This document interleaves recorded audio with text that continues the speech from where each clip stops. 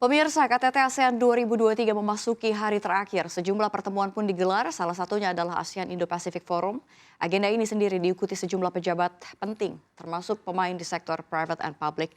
Salah satu pihak yang berpartisipasi dalam AIPF kemarin adalah MindID yang mengajak kolaborasi pengembangan rantai pasok dan juga sektor pertambangan di ASEAN. Berikut wawancara jurnalis CNBC Indonesia Safrina Nasution bersama dengan Direktur Keuangan MindID Ahmad Fazri.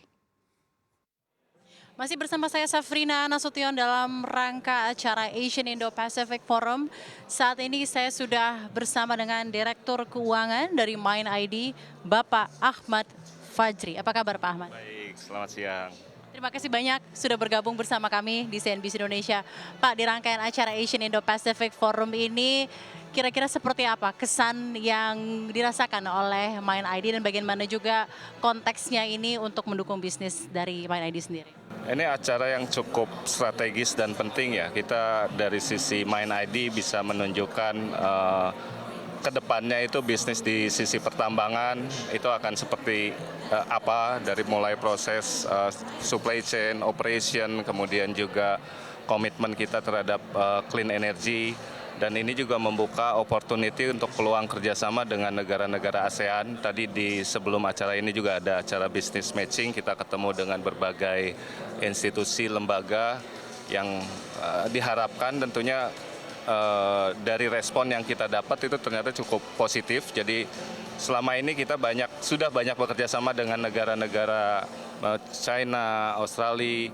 Nah ini opportunity yang bagus untuk bisa membangun kolaborasi juga di tingkat ASEAN.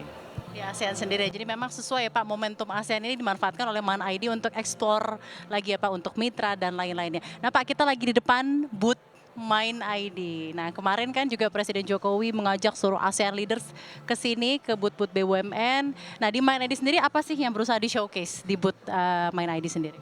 Salah satu mandat dari pemegang saham MindID adalah untuk mempercepat proses hilirisasi dan tentunya memperkuat ekosistem dari EV baterai. Dari booth ini sebetulnya menunjukkan progres dari komitmen kita untuk melakukan hilirisasi di ekosistem EV baterai yang dulu semula kita lebih banyak ekspor dari sisi raw material, kita mulai masuk ke hilirisasi, semi finish product, dan mungkin ke depan sampai dengan baterai pack ya.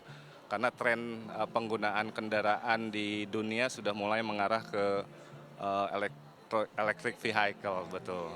Jadi ini adalah salah satu showcase progres dari grup MindID dalam menjalankan mandat yang diberikan oleh pemerintah.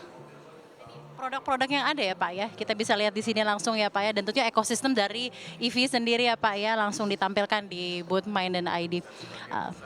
Komoditas atau material itu kan sebenarnya kita punya. Memang ada beberapa material yang tidak kita punya, kemudian juga dari sisi teknologi yang kita belum punya, kita akan invite open untuk membangun partnership dengan negara-negara terutama ASEAN ya di sini. Nah ke depannya Pak, karena tadi juga Anda banyak menyinggung mengenai aspirasi Indonesia menjadi EV leading producer, entah dari baterai tapi juga EV ecosystem. Seperti apa MindID melihat the future of electric vehicle dan bagaimana role dari MindID sendiri untuk mendukungnya? Kalau kita lihat secara future ya, pengguna kendaraan bermotor di Indonesia mulai dari roda 2, roda 4 itu kan sangat besar ya.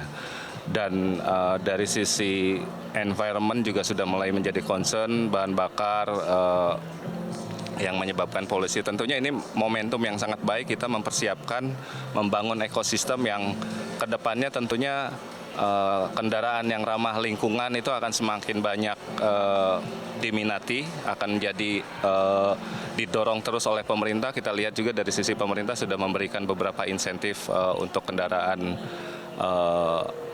yang menggunakan listrik.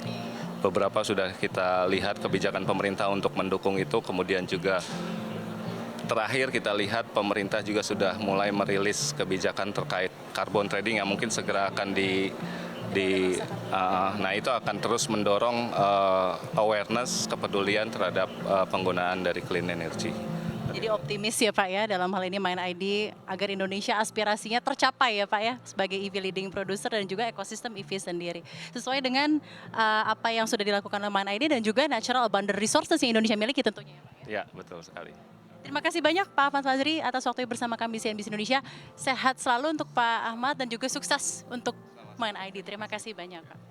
Dan demikian interview kita bersama dengan Direktur Keuangan dari Mind ID Bapak Ahmad Fazri, CNBC Indonesia Beyond Business.